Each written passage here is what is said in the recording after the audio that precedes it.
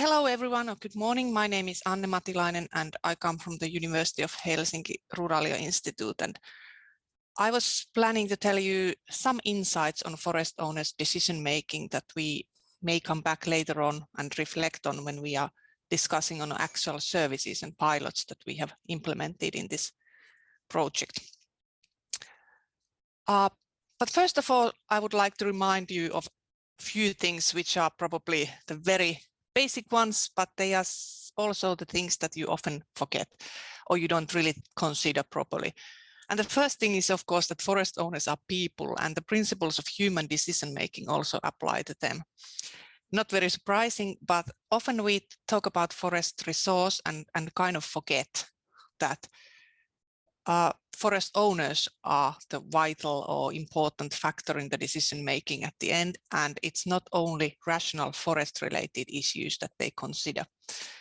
The other thing that also is worth to keep in mind is that forest owners and their decisions are not external to the rest of the society and changes occurring around them, like urbanization or social demographic changes in rural areas. We often consider, yes, the operational environment related to the forestry, but also it's very easy to forget everything else, like social media feeds impact forest owners as well, and nationally they are also evident in their decision making. It's not only forest related issues they consider, it's all the other issues as well in the society. And this is the aspect that I would like to highlight a little bit more in details. So, but first, before we go to that, it's worthwhile to consider what is actually a decision.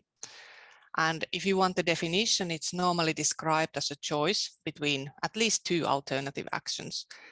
It can be conscious or unconscious. This means that when you are doing a conscious decision, you often consider the potential outcomes. You think about what kind of outcomes this decision will make, what kind of outcome will result of this decision, and then maybe consider if the outcome will be different if you make another kind of decision. It's often said that forest-related decisions are conscious because they have usually very long-term impacts, but there are still a lot of unconscious decision-making elements that impact also in forest owners' decision making.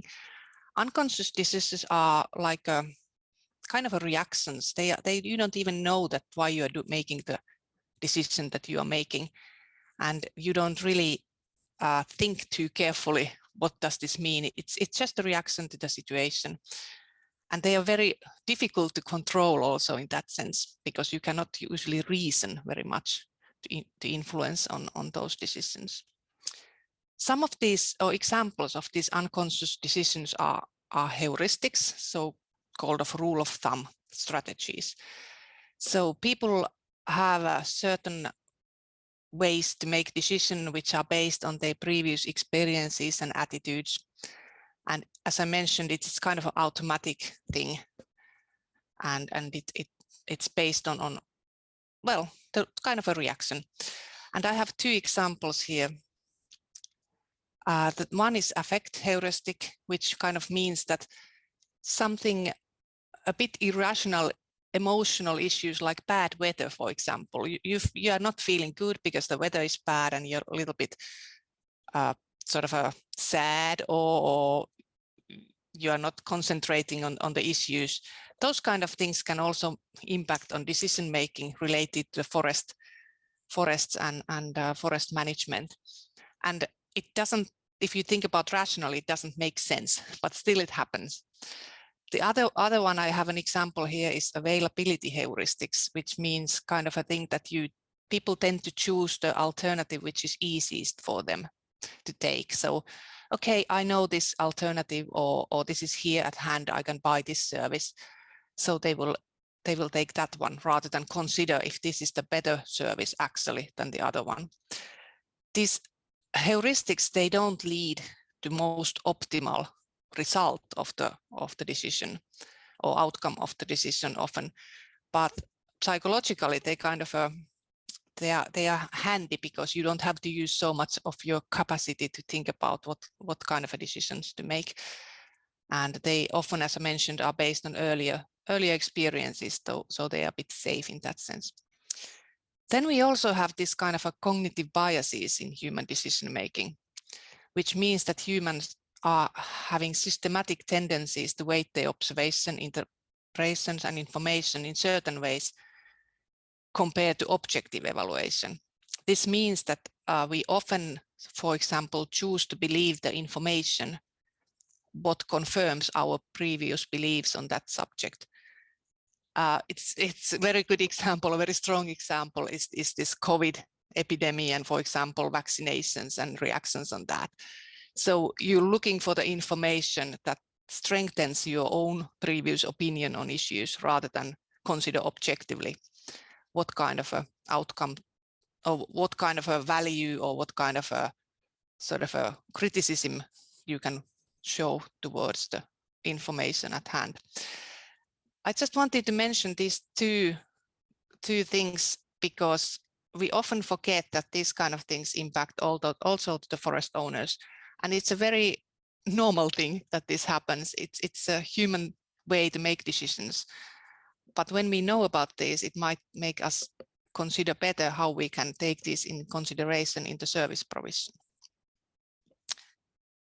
Another thing I would like to highlight here is that the decision making is a process. We often consider decision just as the moment when you're buying something, when you're selecting between two different alternatives. But often, for example, in consumer research, decision is understood as a process. And this is just one example of the decision-making process, but there are other elements as well. There is this need recognition when you realize that, I have to do something about this thing. Then you're looking for information. You evaluate possibly the alternatives if it's kind of a conscious decision. And then after that, you make a decision whether you buy something or not. And then typically you also evaluate the results of your decision. And I have a feeling that often in the forest-based services, we don't focus in all of these phases in the process. We just often prioritize, of course, the decision to make the purchase, which is natural because that's where the money is made concerning the forest advisory company. But we could consider also more in depth also the other aspects of the process. So, as mentioned, what does this all mean concerning the forest-based advisory services? It's nice to know that there are this kind of unconscious decisions and heuristics, but does it really matter on how we can deal with these? I have a few examples there. There are lots of others, of course, but these were kind of just to illustrate what this can mean in the advisory service sector. For example, this unconscious decision-making and heuristics, it means that typically when people are in the stressful situation and hurry, they tend to choose the decision or behavior model, which is the most familiar to them. So for example, the passive forest owners probably choose not to do anything because that's what they are used to do. It's the easiest solution to them.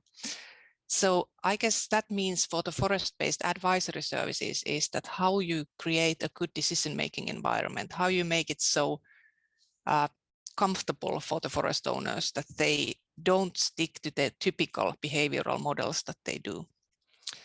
Other thing is that behavior is always context dependent and several kind of things, both psychological but also physical factors impact. If you're tired, you do a different kind of decision than when you're not tired. But for the forest-based advisory service company, this means that the same consultation process can actually lead into two different or several different outcomes, depending in what kind of moment you are talking to the forest owner and what kind of a psychological and physical state the forest owner is in. So would it be worthwhile to consider how can the forest consulting company prepare for this? How can you sort of react in the situation? This is something that often the experienced advisors can read in the situation and react a bit accordingly, but it might be worthwhile to consider also more systematically what can be done with this. Then about the process. When we're thinking that that decision is not just a one moment, but it's rather a long process, especially when it's done in a conscious way, which the forest-based decisions often are. So maybe we should include the other phases of the decision-making process also to our product if we are providing a service to the forest owners, as mentioned earlier. But this requires quite a lot of product development and a little bit broader approach to the service provision that maybe often we have had in the forest sector.